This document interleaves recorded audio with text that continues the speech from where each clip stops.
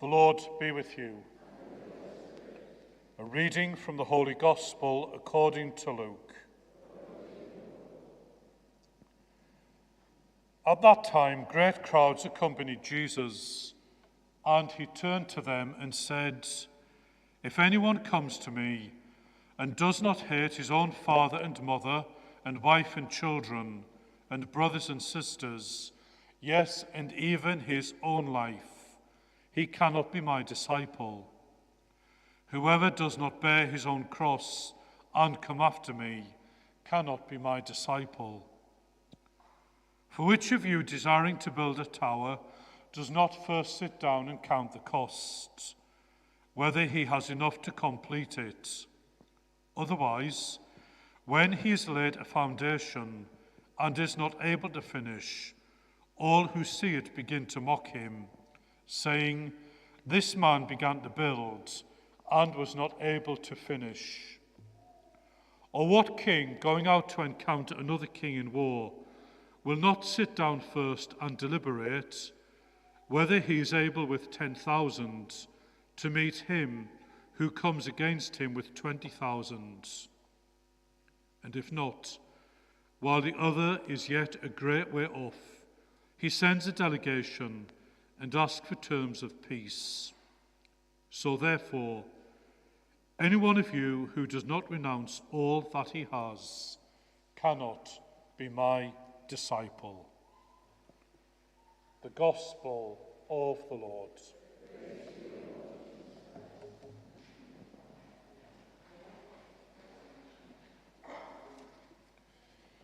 If there's one word in the readings today that disturbs us, we all know what that word is in the Gospel. Hate. It's a powerful word. Would our Lord really ask us to hate anyone? Well, our Lord was always telling us to love. He even said, "Love and pray for your enemies." On one occasion, he said, "Love your neighbour as yourself." And then he also said at the Last Supper, "Love one another as I have loved you." And our Lord even died with words of love on his lips when he said, "Father, forgive them. They do not know what they are doing." So to be clear, our Lord always wants us to love. That is his command. This word hate in today's gospel is deliberate, exaggerated language. We might call it hyperbole.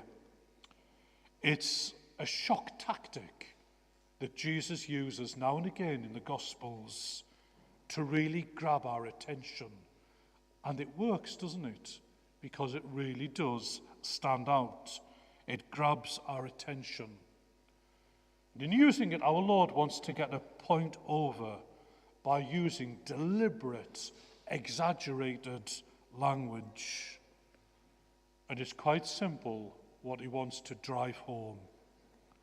He says, "Make me the supreme good in your life.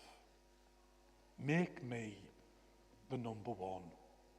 That's what's behind that word. And he's saying that when we make him the number one, the grace that flows, the holiness that flows into our relationships, into our families, amongst our friends, is at the right level. I'd like to tell you a true story about someone who really had to fight to make Jesus the supreme good in his life. I was in Dublin last week. I went and had a few days with some friends across there, and there was one afternoon when they were both at work. So I thought, well, I'll take a walk into the city. It was a beautiful summer's afternoon, so I walked down O'Connell Street, people milling around, lovely atmosphere. I stumbled across a little church called Holy Cross Church down a little alleyway. And it had a little poster outside of Pope Francis.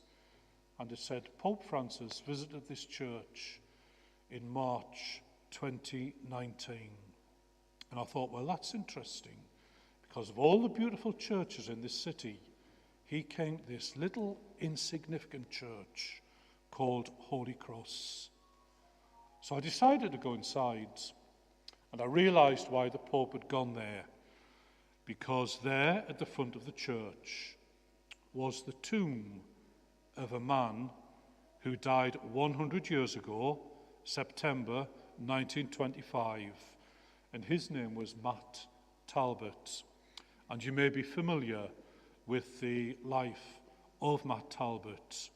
It's a fascinating life, because Matt left school at the age of 13, and he got a job working for the local brewery. And Matt was a great runner, and he had to run round all of the pubs and the bars in Dublin, and he had to collect all of the empty bottles and run back to the brewery with them. But something very unfortunate happened to Matt. He was very vulnerable, and he decided he liked the smell of the bars and the pubs. And he was very interested in the dregs in the bottles, and he began to drink them. And by the age of 16, Matt was an alcoholic. And Matt continued to drink very, very heavily when he was 18, 19, 20.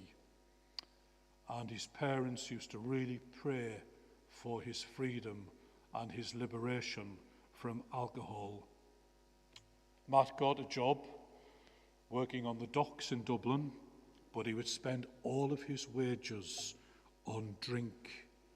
And on one occasion, when he spent all of his money, he would sell his shoes and his coat in order just to be able to buy some more alcohol.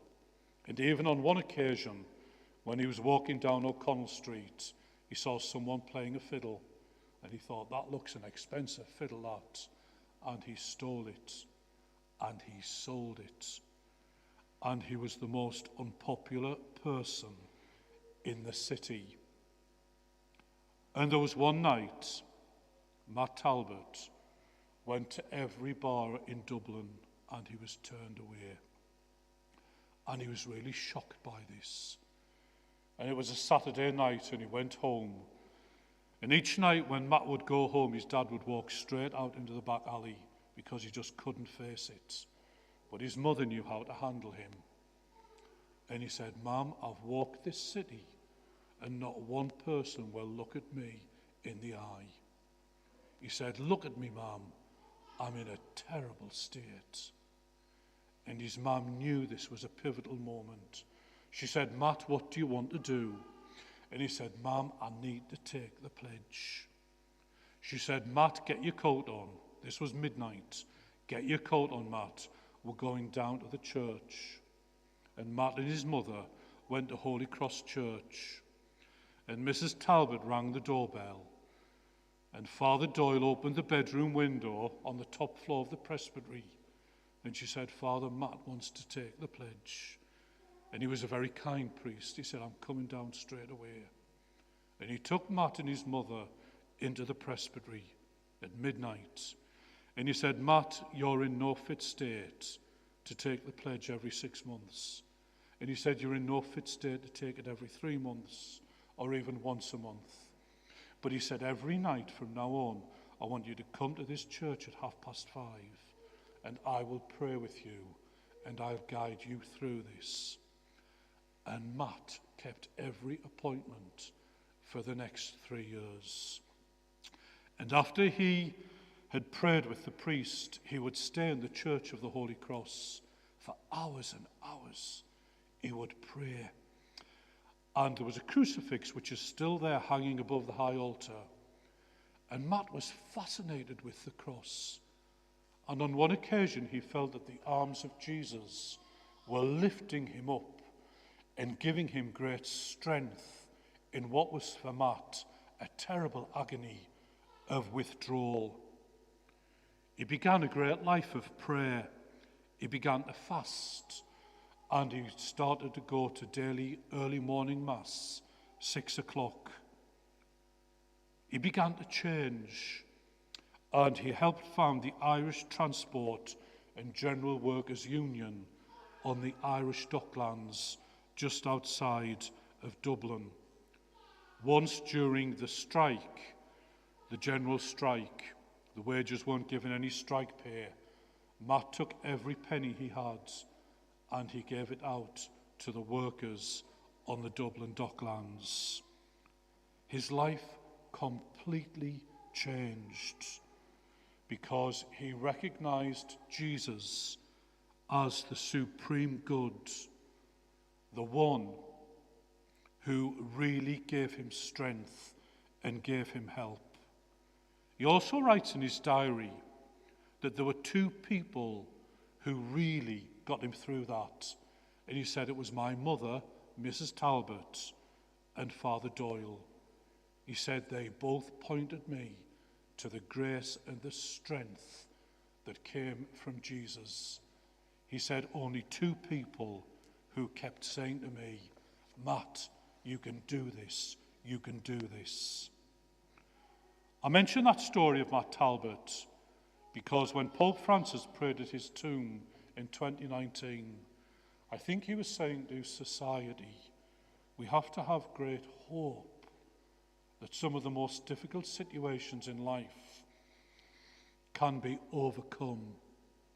It's said that every generation has its addictions, whether it be alcohol, whether it be gambling, that's a big one today, whether it's internet pornography, whatever, every generation will struggle with addictions.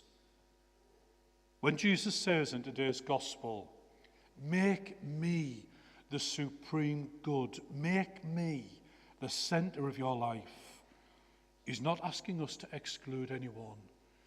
He's asking us always to recognize the power of the higher one, the power of the supreme good.